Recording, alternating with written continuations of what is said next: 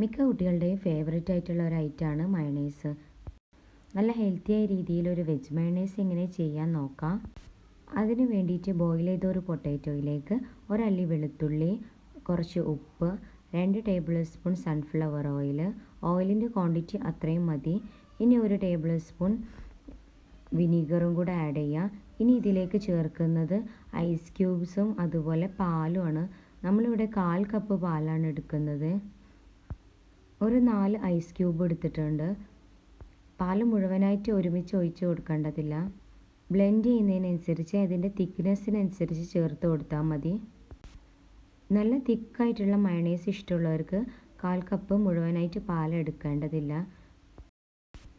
ഓരോരുത്തരുടെ ഇഷ്ടത്തിനനുസരിച്ച് തിക്നെസ്സിനെ ബേസ് ചെയ്തിട്ടാണ് പാൽ എടുക്കുന്നതിൻ്റെ ക്വാണ്ടിറ്റി.